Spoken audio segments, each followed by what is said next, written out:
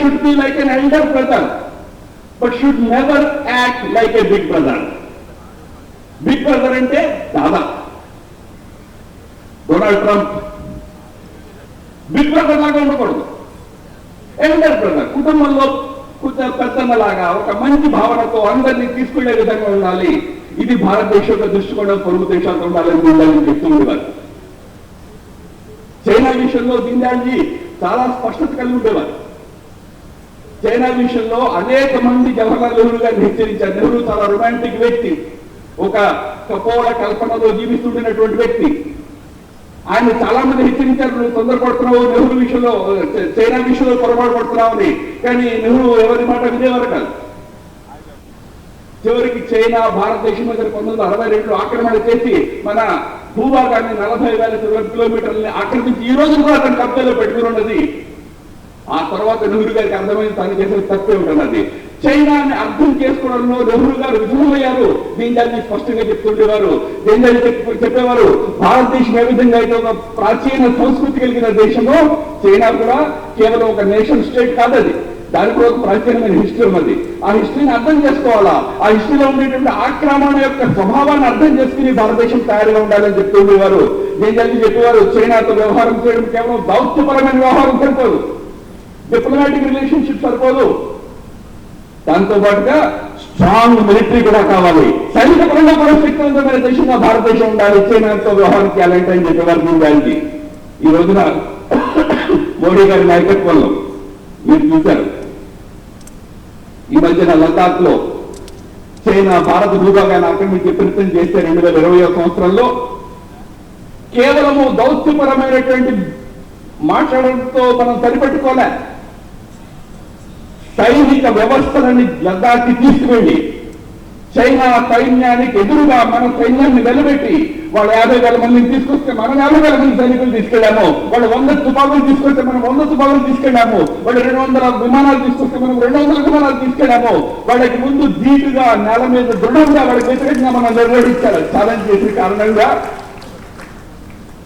సైనిక పరంగా కూడా దృఢత్వాన్ని చూపించిన కారణంగా 4 ఏళ్ల తర్వాత చైనా చరిత్రలో మొదటిసారిగా 8 దగ్గరలో ఆక్రమణ చేసిన చైనా 7 దగ్గర వెనక్కిపోయింది. రోజు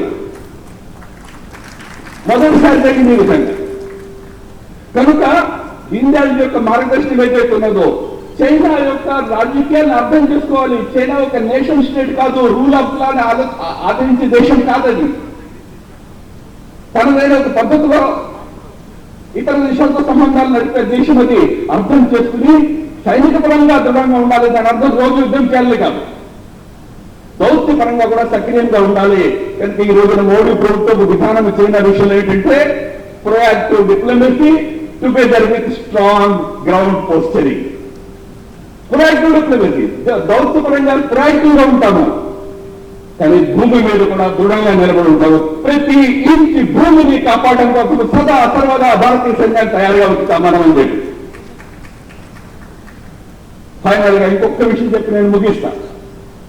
దీనిజీ ఏకాత్మ మానవ దర్శనాన్ని ప్రతిపాదిస్తున్న రోజుల్లో అంతర్రాష్ట్రీయ రాజకీయాల్లో అలీన ఉద్యమం అనే ఒక ఉద్యమాన్ని భారతదేశం నేతృత్వం వహిస్తుండేది. నాన్ అలైన్మెంట్ అని మనం టెక్స్ట్ పుస్తకాల్లో చదువుకుంటాము. నాన్ అలైన్మెంట్ అంటే ఏంటంటే, ఆ రోజుల్లో ఒక వర్గం అమెరికా యొక్క నేతృత్వంలో ఉండేది, ఇంకొక వర్గము సోవియట్ రష్యా యొక్క నేతృత్వంలో ఉండేది. ప్రపంచం 2 గ్రూపులుగా విడిపోయినది.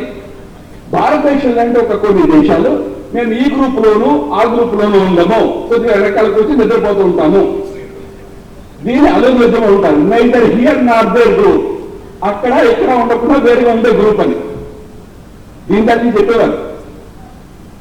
గ్రూప్ లో జరగకపోవడమో మంచి విషయం, కానీ ఏం చేయకుండా కూర్చోవడం మంచి విషయం కాదు. గ్రూప్ లో భాగం కాకూడదు.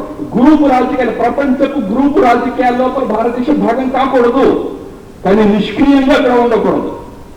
సక్రియంగా ప్రపంచానికి ఒక నూతనమైనటువంటి ప్రత్యామ్నాయాన్ని చూపించే విధంగా భారతదేశం పనిచేయాలని చెప్పి దీనిపై ఆ రోజుల్లో చెప్తూ ఉండేవారు. ఈ రోజున ప్రధానమంత్రి మోదీ గారి యొక్క మల్టీ అలైన్మెంట్, స్ట్రాటజిక్ ఎకానమీ పదాలు మీరు వింటుంటారు ఇంటర్నేషనల్ పాలసీలో. స్ట్రాటజిక్ ఎకానమీ, మల్టీ అలైన్మెంట్, ఇది ఆనాడు దీనిజీ ఏకాత్మ మానవ దర్శనంలో భాగంగా చెప్పినటువంటి ఆసుపత్రి యొక్క ఒక ఆచరణ రూపం ఇది. ఇవాళ ప్రపంచంలో అన్ని దేశాలతో చక్కటి సంబంధాలు మనం కలిగి ఉన్నాం. మనం నిష్క్రియంగా కూర్చోట్ల.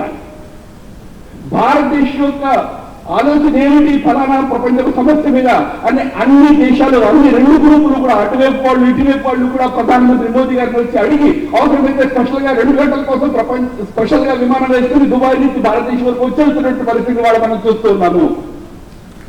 దాని అర్థంగా ఉంటే ఇవాళ మనం నిష్క్రియంగా అలీనంగా లేము, సక్రియంగా స్వతంత్రముగా అటానమస్ గా ఒక విదేశీ విధానాన్ని మనం ఇవాళ ఆచరిస్తూ ఉన్నాము. ప్రపంచంలో ఈ రోజున ఒక గొప్ప సంక్షోభం నడుస్తున్నది. ప్రపంచ వ్యవస్థలు మారుతున్నాయి. పెద్ద పెద్ద దేశాలు కిందకి పోతున్నాయి, కొత్త కొత్త దేశాలు ఆవిర్భవిస్తున్నాయి. ఈ మారుతున్న ప్రపంచ వ్యవస్థల లోపల భారతదేశాన్ని ఒక సక్రియమైనటువంటి దేశంగా ప్రపంచంలో నిలబెట్టే ప్రయత్నాన్ని ఏకాత్మ మానవ సిద్ధాంతం ఏదైతే మనకి చెప్పిందో దాని ఆధారంగా భారతదేశం ఆలోచన విధానాలు ప్రపంచంలో తీసుకెళ్ళడం కోసం చెప్పి ఈ రోజున మన ప్రభుత్వము మోదీ గారి నేతృత్వంలో ప్రయత్నం చేస్తున్నది. మనకు తెలుసు 2023లో G20 నేతృత్వం మన దేశానికి లభించినప్పుడు G20 ముందు మనము వసుధైవ కుటుంబకం, whole world is one family, one world, one family, one future అనే ఒక సిద్ధాంతాన్ని వాళ్ళ ముందు పెట్టాము. ఇది భారతదేశం సిద్ధాంతం, భారతదేశం ఆలోచన విధానము.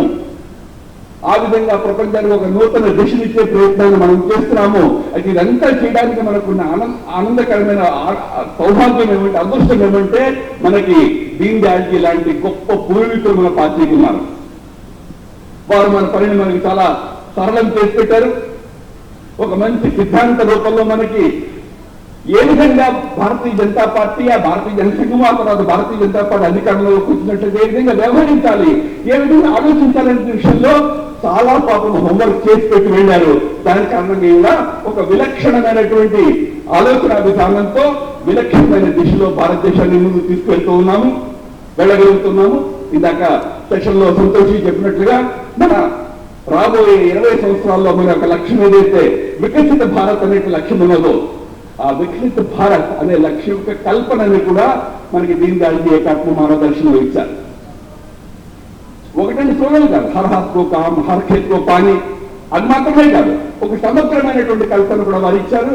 కనుక అటువంటి ఒక గొప్ప సిద్ధాంతము భారతదేశము ప్రపంచానికి అందించగలిగినప్పుడు ఒక నూతనమైనటువంటి ఆలోచన విధానము, దానికి అనుగుణంగా ముందు భారతదేశాన్ని తయారు చేయడము, భారతదేశ యొక్క ఆ నూతన ఆలోచన విధానంతో ముందుకెళ్తున్న భారతదేశము ప్రపంచ రాజకీయ వ్యవస్థల్లో ఒక నూతనమైనటువంటి మార్పులు తీసుకొచ్చేందుకు కీలకమైన పాత్రను పోషించడము, ఆ దిశలో మన దేశం ఈరోజు ముందుకు వెళ్తున్నది. దానికి పూర్తి ఆధారము దీని దాని యొక్క ఏకత్వ మానవ దర్శనము అనే విషయాన్ని మనం గుర్తుపెట్టుకోవాలి. మరి అధ్యయనించి అనేక కోరుతూ మాధవ్ గారికి, పార్టీ స్టేట్ యూనిట్కి ధన్యవాదాలు తెలియజేసి తెలుసుకుంటాను. నమస్కారం. ఈ 2 రోజుల ఏకాత్మ మానవ దర్శనం యొక్క ఒక రకంగా మనందరికీ అధ్యయన తరగతులు. ఈ అధ్యయన తరగతుల నిర్వహణకి పూనుకున్నటువంటి భారతీయ జనతా పార్టీ ఆంధ్రప్రదేశ్ అధ్యక్షులు శ్రీయుతులు మాధవ్ గారు, ఈ సెషన్ ఈ కాలాంశం యొక్క సంచాలకులు శ్రీయుతులు గౌరవనీయ మంత్రివర్యులు శ్రీనివాసవర్మ గారు, పాల్గొంటున్నటువంటి కార్యకర్తలారా, పెద్దలారా,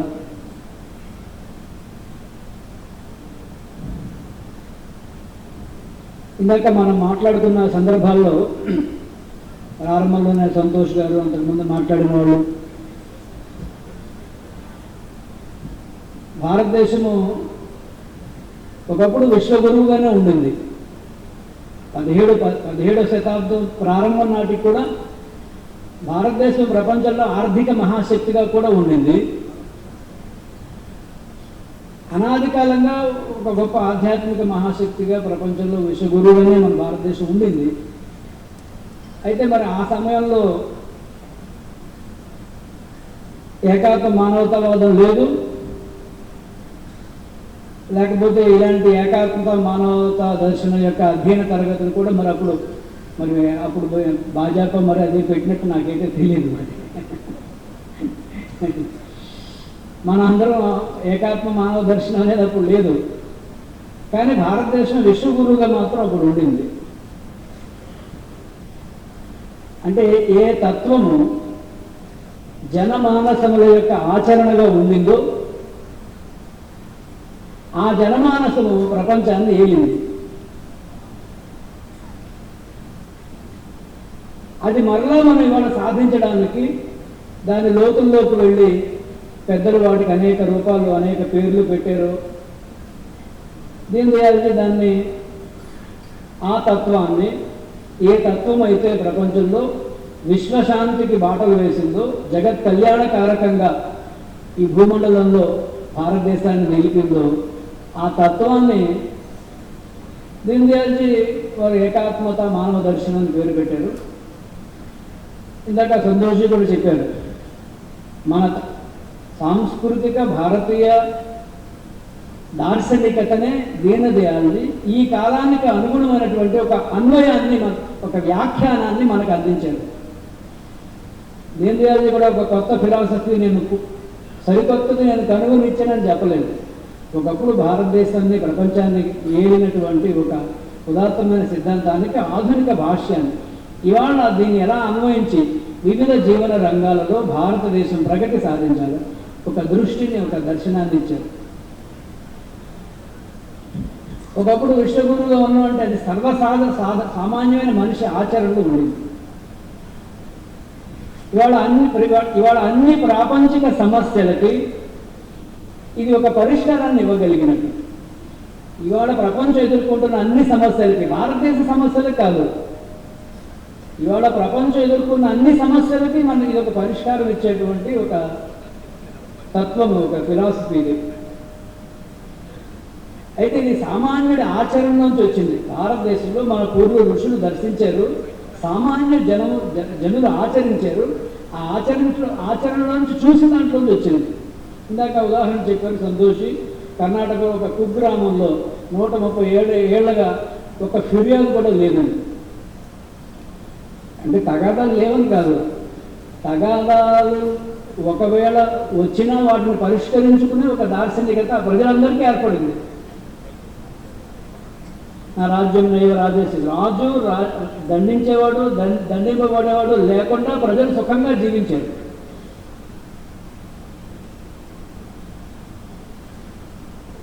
రెండు మూడు ఉదాహరణలు అనేక ప్రపంచ సమస్యలకి సామాన్య భారతీయుల యొక్క దార్శనికత అలవాటు ఎలా పరిష్కారం ఇవ్వగలదనే. జగదీష్ చంద్రబోసు రాయల్ సైంటిఫిక్ సొసైటీలో ఆయన పరిశోధన చేసి మొక్కల్లో ప్రాణం ఉన్నదని ఆయన పరికరం కనుక్కొని చూపించి దాన్ని అందరికీ వివరించాడు.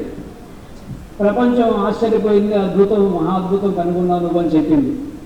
ఆయన చెప్పాడు, నేను కనుగొన్న అంటే మా అమ్మకి నా చిన్నప్పుడే మా అమ్మమ్మ కూడా తెలిసింది అన్నాడు. ఏంటి మీ అమ్మమ్మ కూడా తెలిసా ఇది అన్నాడు. అవునవును, మేము ఆడుకునేటప్పుడు బంతి మొక్కల్లోకి వెళితే సాయంత్రం చీకటి అయింది, మొక్కలు నిద్రపోతూ ఉంటే మొక్కల్లోకి వెళ్ళకని చెప్పింది మా అమ్మ. సో మొక్కల్లో ప్రాణం ఉంది, అవి కూడా విశ్రాంతిలో ఉన్నాయి, నువ్వు వెళ్ళి కదిలించకని చెప్పింది మా అమ్మ. మీకు అది నేను చెప్తే మీకు కొత్తగా ఉందని మా అందరికీ తెలిసిన విషయం. పివి నరసింహరావు గారు అంతర్జాతీయ పర్యావరణ సదస్సుకు వెళ్ళారు. నేను ఈ ఉదాహరణ చెప్తుంటాను తరచుగా. ఆ అంతర్జాతీయ పర్యావరణ సదస్సులో అందరూ గగ్గోలు పెడుతున్నారు శాస్త్రవేత్తలు, భూమండలం అంతా చాలా ప్రమాదానికి గురైపోతుంది, పర్యావరణ కాలుష్యం అయిపోతుంది, దీనికి ఏం చేయాలి అని. పివి నరసింహరావు గారు మన ప్రధానమంత్రి, ఆయన ఉపన్యాసం ఆయన ఏం చెప్పారంటే, మీ దృష్టి ప్రపంచాన్ని భోగ వస్తువుగా చూసేది, మీ దృష్టిలో దోషం ఉంది. ఈ ప్రపంచం మన మనిషికి భోగ వస్తువు కాదు, మనిషికి ఆరాధ్య వస్తువు. మనిషి తనకి అవసరమైనంత ప్రకృతి నుంచి తీసుకుని బతకాలి, అంతకంటే ఎక్కువ ప్రకృతిని శోషించకూడదు. ఇది మాకు పుట్టినప్పటి నుంచి మాకు నేర్పారు. మాకేం నేర్పారు? ఉదయం లేచి నేను భూమి మీద కాళ్ళు పెట్టేటప్పుడు సముద్ర వసనేదేవి పర్వతస్థన మండలే విష్ణుపత్ని నమస్తుభ్యం పాదస్పర్శం క్షణోత్సమే అని, అంటే ఉదయం లేచి నిద్ర లేచి కాళ్ళు నేల మీద పెట్టేటప్పుడు, ఓ అమ్మ భూమాత, నీ మీద నేను కాళ్ళు పెట్టాల్సి వస్తుందని అవసరం కోసం క్షమించని లెంపలు వేసుకొని కాళ్ళు పెట్టి, అంటే భూమిని ఆరాధ్య వస్తువుగా మాకు అలాంటి ఒక జీవన దృష్టిని మాకు బాల్యం నుంచి ఇచ్చే ఒక వ్యవస్థ మా దగ్గర ఉంది. మీరు అలవాటు చేయండి. ప్రకృతి మనిషి ఉపభోగం కోసం పుట్టింది అని మీరు అలవాటు చేశారు, అందుకే పర్యావరణం నాశనం అయిపోతుంది. దృష్టిని మార్చండి. సామాన్యుని జీవన దృష్టి, జీవన శైలి ఇది. దీనిని లోతుల్లోకి వెళ్ళి సూత్రీకరించి సిద్ధాంతీకరిస్తే అది ఏకాత్మ మానవ దర్శనం అయింది.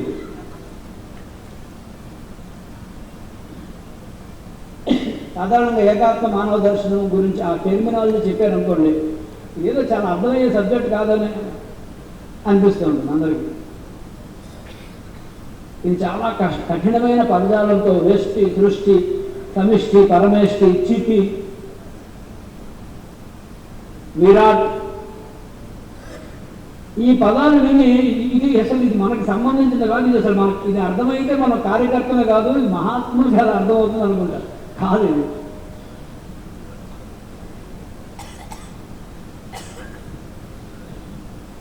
మొత్తము సృష్టిలో వైవిధ్యం కనబడుతుంది, కానీ అణువణువున కణకణమున ఒకే దివ్యత్వము విరాజిల్లుతోంది. ఆ ఏకత్వాన్ని, ఆ దివ్యత్వము విరాజిల్లుతుందే మానవుడు దాన్ని దర్శించడము ఏకాత్మ మానవ దర్శనము.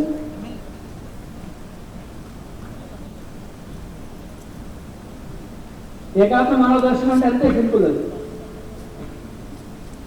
ఇప్పుడు నాకు దాంట్లో సంస్కృతి, భాష, ఏకాత్మ మానవ దర్శనం అని ఆ విషయం మీద మీకు కొన్ని విషయాలు చెప్పమని చెప్పాడు. మన హిందూ సంస్కృతి అంటే ఈ రకమైన దార్శనికత కలదే హిందూ సంస్కృతి. సంస్కృతి అంటే మూడు ఉంటాయి. ఒకటి జీవన దృష్టి, రెండు జీవన విలువలు, మూడు జీవన వ్యవస్థలు. ఈ మూడు కలిగింది సంస్కృతి. జీవన దృష్టి అంటే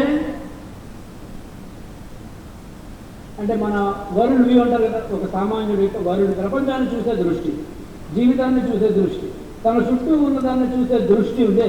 నువ్వు ఏ దృష్టితో చూస్తావో దాని ప్రభావము చాలా ఎక్కువ నీ మీద, ప్రజల మీద కూడా ఉంటుంది. ఈ దృష్టిని నిర్మాణం చేసేది సంస్కృతి. కాబట్టి సంస్కృతిలో జీవన దృష్టి ప్రముఖమైంది. మన హిందూ జీవన దృష్టి అదే ఏకాత్మ మానవ దర్శనం చెప్పేది. మన హిందూ జీవన దృష్టి, మన సాంస్కృతిక దృష్టి అంతటిలో ఒకే దివ్యత్వము విరాజిల్లుతుంది. అంటే నీకు రూపాలు వేరువేరైనప్పటికీ భగవంతుడికి ఒకసారి కోరి కలిగిందండి, నేను ఒక్కడిగా కాదు అనేకంగా ఉండాలి అని. అప్పుడు అన్నింటిలోనూ ఆయన తనను తాను వ్యక్తం చేసుకున్నాడు. జీవుడు, జగత్ అని రెండు ఉన్నాయి. జీవుడు అంటే నేను, జగత్ అంటే అంతా. ఈ జీవుడికి జగత్తుకి మధ్య ఒక క్లాష్ ఉంది. ఈ క్లాష్ ఎవరు రెండింటి మధ్య లేదు, చూసేవాడికి ఉంది.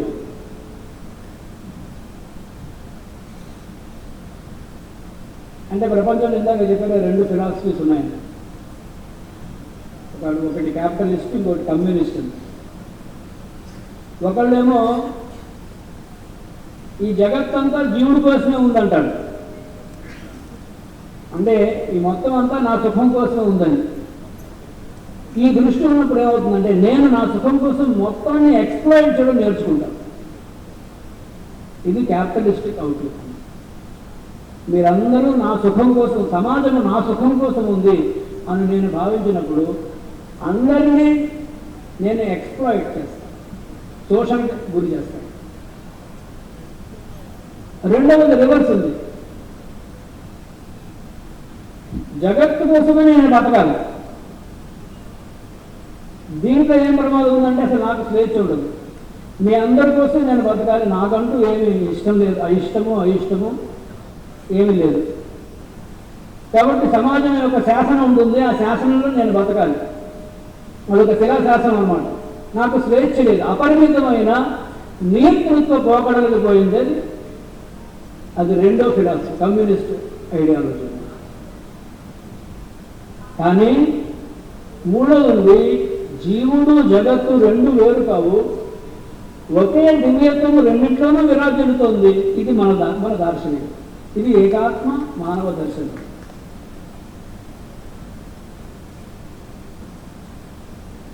జీవుడులో ఏదుందో జగత్తులో అదే ఉంది, జగత్తులో ఉన్నదే జీవుల్లో ఉంది. దానికే పేరు పెట్టారు జగదీశ్వరుడు అని. జీవుల్లో జగత్తులో ఒకటే ఉంది, అదే జగదీశ్వరుడు, పరబ్రహ్మ, పరమేశ్వరుడు. అంతటా ఉన్న ఒకే దాన్ని ఒకటే అని భావించడం. దీని ఏకాత్మ మానవ దర్శనం. మన సంస్కృతిలో మన ఏకాత్మ జీవన దృష్టి, విజన్ ఆఫ్ వన్నెస్. ఇది ఏకాత్మత దృష్టి. ఇది మన సంస్కృతి యొక్క జీవన దృష్టి. ఈ జీవన దృష్టి కొన్ని జీవన విలువలు డెవలప్ చేసింది.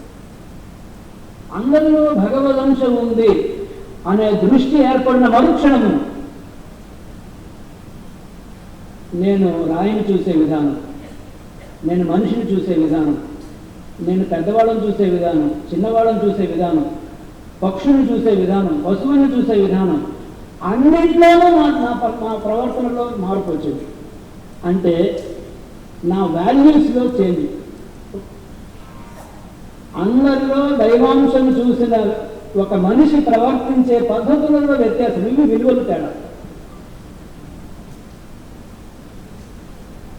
అందుకని ఇందాక పివి నరసింహరావు చెప్పారు, భూమిని మీరు మీకు భోగ వస్తువుగా చూశారు, మేము ఆరాధ్య వస్తువుగా చూసాం, అందుకనే దాన్ని దోషించాం. ఆఖరికి మనం పుస్తకానికి కాలు తగిలితే కూడా వెంటనే ఇలా లెంపలేసుకుంటాం. వాల్యూ అంటే దృష్టి బట్టి విలువలు డెవలప్ అవుతాయి. అలా డెవలప్ అయిన విలువలే మాతృదేవోభవ, పితృదేవోభవ, ఆచార్య దేవోభవ, పరస్త్రీ తల్లి లాంటిది. ఎప్పుడైతే ఒక దృష్టి సెట్ అయిందో దీనికి అనుగుణమైన జీవన విలువలు నిర్ణయం అయ్యేవి, జీవన విలువలు సెట్ అయ్యాయి.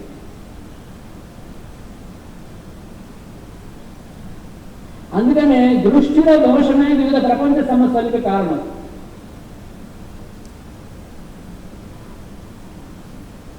ప్రపంచంలో ఒక మతం ఉంది, మానవాళ్ళందరినీ పాపులు అని చెప్తుంది.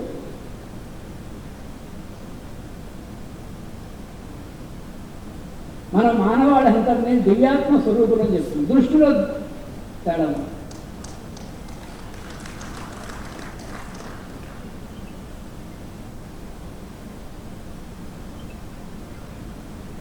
భగవంతుడు సర్వాంతర్యామి అని చెప్పినప్పుడు ఈ దృష్టి ఆచరణలోకి వచ్చినప్పుడు డిస్క్రిమినేషన్ అనేది ఉండదు, నాన్ డిస్క్రిమినేషన్ వాల్యూ అవుతుంది. భగవంతుడు అంతటా ఉన్నాడు అనేటువంటి ఒక దృష్టి కలిగిన వాడు ఒక వ్యక్తిని కులము ఆధారంగా, లింగము ఆధారంగా, భాష ఆధారంగా, ప్రాంతం ఆధారంగా ఒక వ్యక్తిని హీనముగా, ఘనముగా చూసే స్థితి ఉండదు. ఇది ఒక జీవన విలువ, నాన్ డిస్క్రిమినేషన్. అందరిలో సమత కాదు, అందరిలో దైవాంశను చూసే ఒక దృష్టి ఉన్నప్పుడు నాన్ డిస్క్రిమినేషన్ అనేది ఒక ఉన్నతమైన వాల్యూ. ఇలాంటి వాల్యూస్ మన దగ్గర డెవలప్ అయ్యాయి.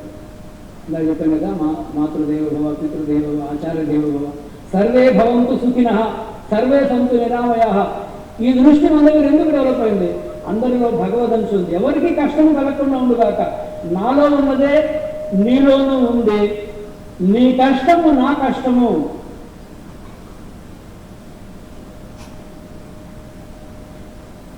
ఈ అనుభూతి ఉందే, ఇది మానవుడి యొక్క ఏకాత్మతా దర్శనం. ఇది ప్రతి మానవుడి యొక్క ఈ ఏకాత్మతా దర్శనము విశ్వ మానవాడి కళ్యాణానికి దోహదం చేస్తుంది. మనం ఇది అర్థం చేసుకోవడానికి 2 రోజుల పాటు ట్రైనింగ్ క్లాసెస్ కండక్ట్ చేయాలి. Simple philosophy.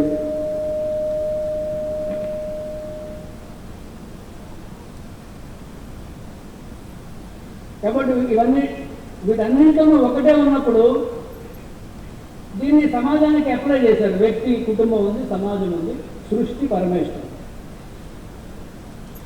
సో కుటుంబం, వ్యక్తి, ఇందాక రెండు చెప్పారు, రెండు సిద్ధాంతాలు. ఇవి రెండు కుటుంబంలో, కుటుంబము వ్యక్తి మీద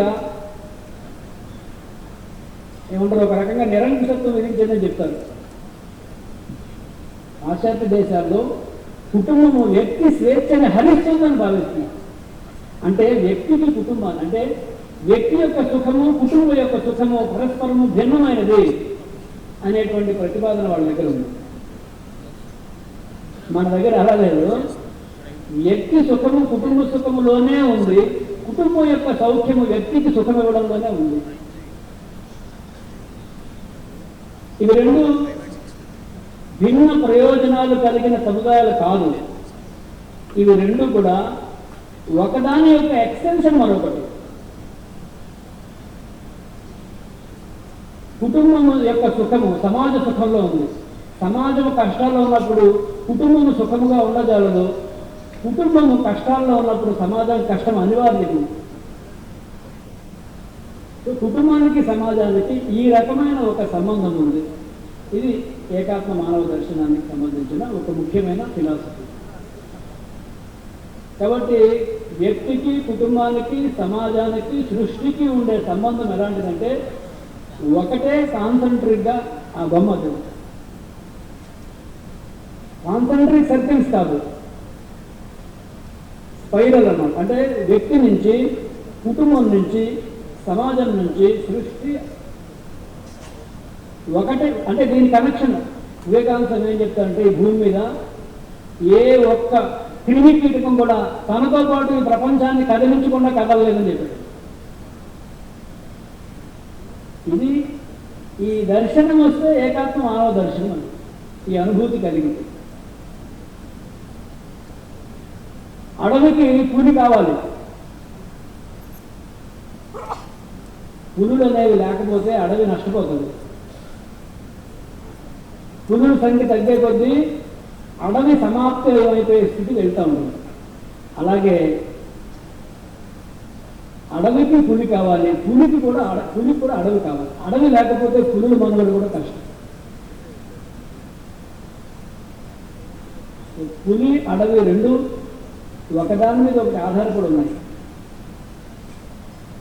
ఇవి కాన్సంట్రిక్ సర్కిల్స్. వ్యక్తి నుంచి సృష్టి వరకు అలాంటి ఒక సంబంధాన్ని కలిగి ఉన్నాయి. ఒక దగ్గర వచ్చిన కష్టము అక్కడ దాకా ఉంటుంది, ఒక దగ్గర ఒక సుఖం అక్కడ దాకా ఉంటుంది.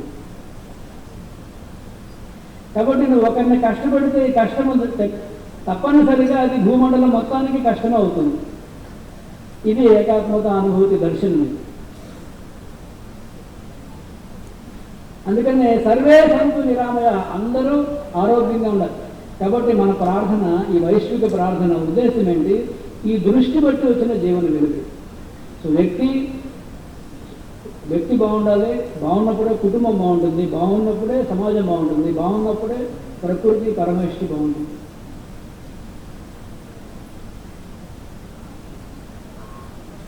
ఏకాత్మ మానవ దర్శనంలో డైవర్సిటీ, భిన్నత్వం అనేదాన్ని అసలు అంగీకరించలేదు. వైవిధ్యాన్ని బోధించింది కానీ భిన్నత్వాన్ని ఒప్పుకోలేదు. మన దగ్గర ఒక పదం వాడతారు, భిన్నత్వంలో ఏకత్వం అని. అది మనం తప్పుగా భావిస్తుంది. భిన్నత్వం కాదు, వైవిధ్యం ఉంది. వైవిధ్యంలో ఏకత్వ దర్శనం కావాలి. భిన్నత్వం లేదు, వైవిధ్యం ఉంది. ప్రపంచంలో ఉన్న వైవిధ్యాన్ని కాపాడవలసిన బాధ్యత వ్యక్తి, కుటుంబం, సమాజం అందరికీ ఉంటుంది. వైవిధ్యాన్ని కాపాడాల్సిన బాధ్యత. ఇందాక చెప్పారు కదా, ఏ ఒక్కటి నష్టపోయినా ఈ మొత్తం అంతా inter connected, inter dependent, inter connected. ఈ మొత్తం అంతా ఏ ఒక్కటి కష్టం వచ్చినా నష్టపోయినా మొత్తం వీటన్నిటి మీద ప్రభావం ఉంటుంది.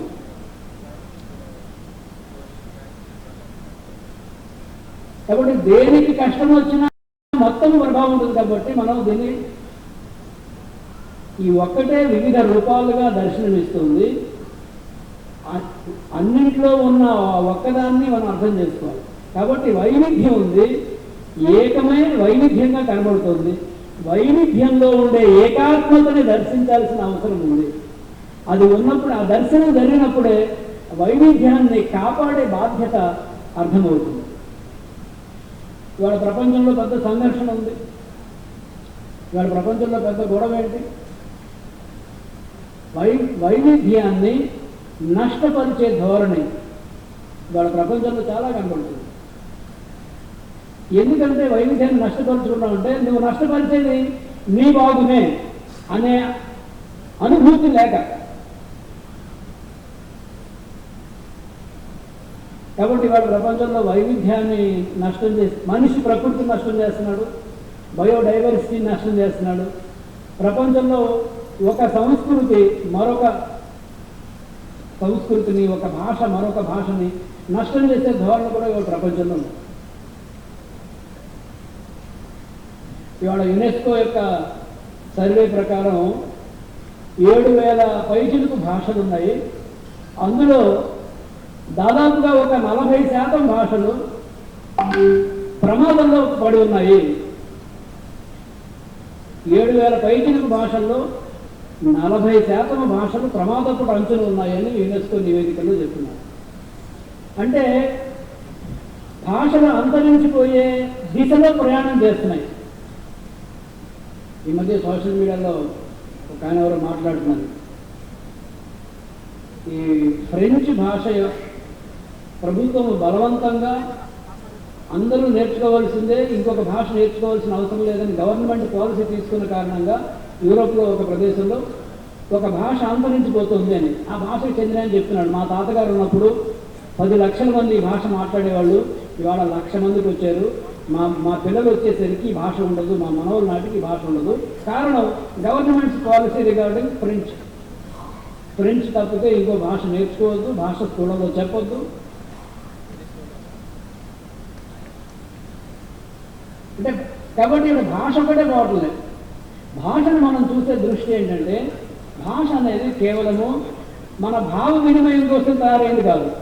చాలామంది అనుకుంటారు భాష అంటే ఇప్పుడు నేను ఏదో నీకు చెప్పాలి, లేకపోతే నువ్వు నాకు ఏదో చెప్పాలి, అందుకోసమే భాష అని. కేవలం మనిద్దరూ సంభాషించుకోవడానికి, పరస్పరము విషయ వినిమయం చేసుకోవడానికి మాత్రమే భాష కాదు. భాష అంటే ఒక ప్రాదేశిక జ్ఞాన సంపద నిక్షిప్తమైనటువంటి ఒక వస్తువు అది.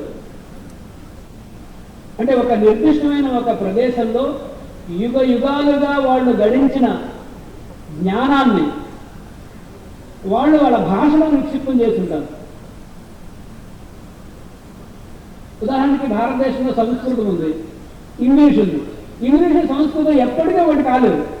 రెండు కేవలం కమ్యూనికేషన్ లాంగ్వేజెస్ అంటే శుద్ధ అబద్ధం. అది అలా కాదు. అది కేవలం కమ్యూనికేషన్ అయితే ఇంగ్లీష్ అయినా సంస్కృతం రెండైనా ఒకటే. కానీ అదొక్కటే కాదు. సంస్కృతము ఈ భారతదేశంలో యుగ యుగాల భారతీయులు సంపాదించుకున్నటువంటి జ్ఞానాన్ని తనలో ఇమిడ్చుకున్నటువంటి భాషది. అలాగే ఆంగ్లం అక్కడ విషయాలు. అందుకనే సంస్కృతము భారతీయ సంస్కృతి యొక్క పరిభాషది. భారతీయ జ్ఞాన భండాగారం యొక్క నిక్షిప్త స్వరూపం అది. గని అది. కాబట్టి సంస్కృతం అంతరించిపోవడం అంటే ఈ భూమండలానికి ఒక ప్రమాదం అని భావించాలి. ఇది కేవలం ఒక భాష చనిపోవడం కాదు. అందుకనే జీవ వైవిధ్యాన్ని నష్టపరచడం అంటే భూమండలంలో చాలా ప్రమాదం జరుగుతుందని అర్థం. ఒక పర్వత శ్రేణుల్లో ఒక చిన్న కీటకము చనిపోతే భూమికి ఎక్కడో చోట దాని నష్టం కనబడుతుంది. పంచభూతాల మీద దాని ప్రభావం ఉంటుంది. అలాగే ఒక భాష చనిపోతే ఈ భూమి మీద ఒక జ్ఞానము, ఒక జ్ఞాన భండాగారం మొత్తము నాశనం అయిపోతుంది. కొన్ని వేల తరాలు సంపాదించుకున్నటువంటి జ్ఞానం మొత్తము సమాప్తమైపోతుంది. ఇంగ్లీష్ కానీ సంస్కృతం కానీ ఏదో ఒకటి నేర్చుకుంటే ఏదో ఒకటి నేర్చుకున్నట్టు కాదు. సంస్కృతం నేర్చుకోవడం అంటే ఈ సంస్కృతి యొక్క పదజాలంతో సంబంధం ఉన్న భారత జ్ఞాన భండారం నేర్చుకోవడం. అందుకనే బ్రిటిష్ వాళ్ళు 1835లో ఒక పాలసీ ప్రకారం భారతీయ భాషల్ని సంహరించే ప్రయత్నం చేశారు. కేవలం కమ్యూనికేటివ్ లాంగ్వేజ్గా చూడలేదు దీన్ని భారతీయ భాషల వాళ్ళు. ఇది యుగ యుగాల ఒక సాంస్కృతిక వారసత్వపు ఔన్నత్యానికి ఇది భండాగారం. ఇది వీటిని సమాప్తం చేస్తే ఈ దేశం యొక్క ప్రాణాన్ని మాయలపతి ప్రాణం చిలకలో ఉన్నట్టుగా భాషలో ఒక జాతి యొక్క ప్రాణం ఉంటుంది. కాబట్టి దానిని ధ్వంసం చేయడము ఉద్దేశంగా చేశారు. కాబట్టి ఒక భాష ఎందుకు నష్టపోతాయి? కాలనైజేషన్ వల్ల నష్టపోయి ప్రపంచవ్యాప్తంగా వలసవాద భావజాలను ప్రపంచవ్యాప్తంగా విస్తరించడం వల్ల, వలసవాద మనస్తత్వం వల్ల ప్రపంచంలో భాషలు నష్టపోయాయి. అర్బనైజేషన్ వల్ల నష్టపోయి, గ్లోబలైజేషన్ వల్ల భాష నష్టపోయి. కాబట్టి భాషలను నష్టం చేస్తే సంస్కృతి జ్ఞానాన్ని, నిక్షిప్తమైన జ్ఞానాన్ని నష్టం చేస్తున్నట్టుగా అర్థం చేసుకోవాలి. అది కేవలం ఒక కమ్యూనికేటివ్ సబ్జెక్ట్ని మనం ధ్వంసం చేసినట్టు కాదు. అందుకనే ఏకాత్మ మానవ దర్శనంలో సంస్కృతి, భాష ఈ రెండింటిని ఒక ప్రదేశం యొక్క మనుగడకి, ఒక ప్రదేశం యొక్క వికాసానికి అత్యంత అవసరమైనటువంటి విషయాలుగా ఏకాత్మ మానవ దర్శనం భావిస్తుంది. కాబట్టి భారతదేశము మరలా కోల్పోయిన ప్రాభవం సంపాదించాలంటే ఏ భాషల భవ్యంగా ఉన్న రోజుల్లో భారతదేశము విశ్వగురువుగా ఉందో ఆ భాషల యొక్క భవ్యస్థితి మరలా రావాల్సిందే.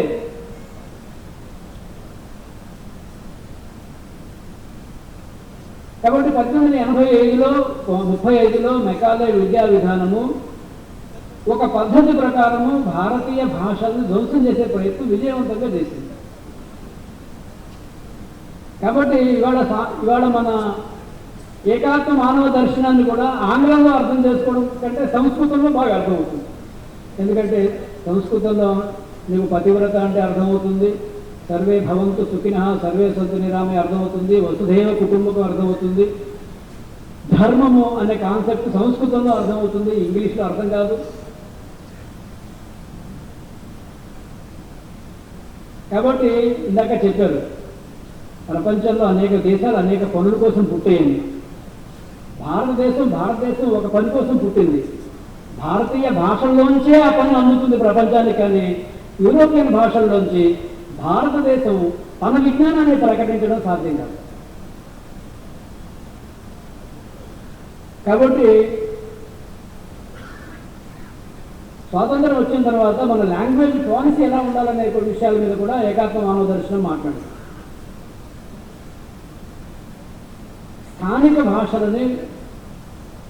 స్థానిక భాషల్లో విద్యార్థులు విద్యను అభ్యసించే ధోరణిని దాన్ని అలాగే ఉంచాలి, దాన్ని ఇంకా పెంపొందింపజేయాలి. దురదృష్టవశాత్తు దాంట్లో చాలా నష్టం జరిగింది. స్థానిక భాషలలో మాతృభాష మాధ్యమంగా విద్యాభ్యాసము చాలా అవసరమైనది.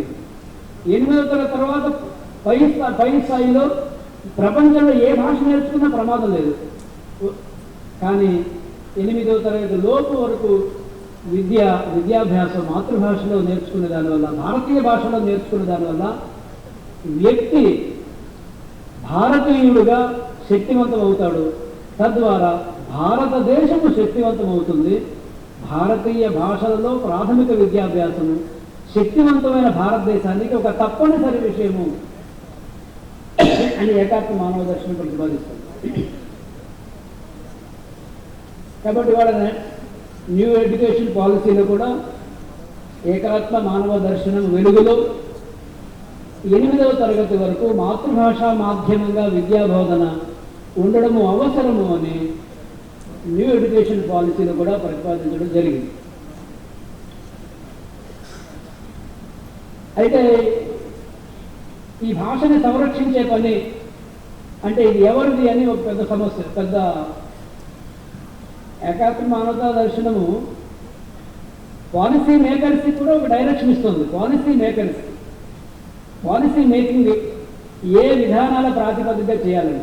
కానీ అంత మాత్రమే కాదు, ఇందాక నేను చెప్పానే భారతదేశం విశ్వగురువు పాలసీ మేకర్స్ వల్ల కాదు, సామాన్య మనిషి వల్ల. కాబట్టి ఏకాత్మ మానవ దర్శనం అంటే రాజకీయ పార్టీల్లో ప్రజాప్రతినిధులుగా ఎన్నికయ్యి చట్టసభల్లో కూర్చుని చట్టాలు చేసే వాళ్ళ కోసము అనుకోకండి. తప్పనిసరిగా చట్టసభల్లోకి వెళ్ళి రాజ్యాంగము ఆధారంగా చట్టాలు చేసే వాళ్ళకి తప్పనిసరిగా ఏకాత్మ మానవ దర్శనం యొక్క వెలుగు తెలుసుకోవాల్సిన అవసరం ఉంది. కానీ వాళ్ళకి మాత్రమే ఏకాత్మ మానవ దర్శనం కాదు. ఎందుకంటే ప్రభువులు వేరైనా, చట్టాలు మనకు అనుకూలం కాకపోయినా మన సంస్కృతిని సామాన్య ప్రజలు కాపాడారు 1000 సంవత్సరాల పాటు.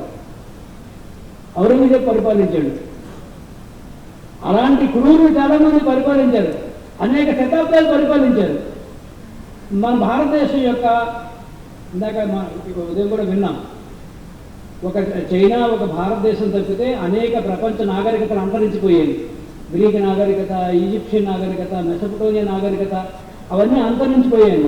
అవన్నీ రాజాశ్రితాలు. అవి రాజు మారితే నాగరికత అంతరించిపోయింది. రాజాశ్రిత వ్యవస్థలు అవి. భారతదేశం అది కాదు. ఇక్కడ రాజులు మారిన మా నాన్నమ్మ నాకు చెప్పేది మారదు, మా తాతగారు మా ఇంట్లో మాకు చెప్పేది, ఇక రాజు ముఖ్యమంత్రి అవడానికి సంబంధం లేదు మాకు, మా స్కూల్లో టీచర్ అవడానికి మాకు సంబంధం లేదు. కాబట్టి ఒకటి పాలకులకి ఏకాత్మ మానవ దర్శనం, పాలసీ మేకర్స్ కూడా ఒక డైరెక్షన్ ఇచ్చింది. అట్ ద సేమ్ టైం సామాన్య మానవులు కూడా ఏ జీవన దర్శనము ఈ జాతిని 1000 ఏళ్లుగా ఒక గొప్ప జాతిగా నిలబెట్టిందో ఆ జీవన దార్శనికతని ప్రతి వ్యక్తి ఆచరించాల్సినటువంటి బాధ్యత ఉండదు. అందుకనే భాషని కాపాడడం అంటే ముఖ్యమంత్రి చట్టం మాత్రమే కాదు, చట్టం ముఖ్యమంత్రి మన ఆంధ్రప్రదేశ్లో తెలుగు భాష యొక్క దుస్థితికి కారణము ఇక్కడ పాలకులు అనేది వాస్తవమే. దానికి 2 రెట్లు ప్రజలు అనేది వాస్తవం. ప్రజలకి విదేశీ భాషల పట్ల ఉన్న వ్యామోహం అనేది వాస్తవం. దీన్ని ఆధారం చేసుకునే పాలకులు పాలసీలు చేస్తున్నారనేది వాస్తవం. తెలుగు భాష ప్రపంచంలో భారతీయ భాషల్లో గొప్పవి. భారతీయ భాషల్లో తెలుగు భాష ఒక విలక్షణమైన తెలుగు భాష. ఉదాహరణకి ఛందస్సు భారతీయ భాష అన్నింటిలో ఉంది, కానీ తెలుగులో ఉన్నట్లుగా ఎపి ప్రాస, జాతులు, ఉపజాతులు తెలుగులో ఉన్నంత ఘనంగా మిగతా భాషల్లో లేవు. అందుకనే తెలుగు పద్యము దాని యొక్క లయ, హొయలు, మిగతా పద్య సాహిత్యం మిగతా భాషల కంటే కూడా తెలుగు సాహిత్యానికి ఒక విలక్షణత, విశిష్టత ఉంది. అవధాన ప్రక్రియ చాలా కొద్ది భాషల్లో ఉంది, మన తెలుగులో ఉంది.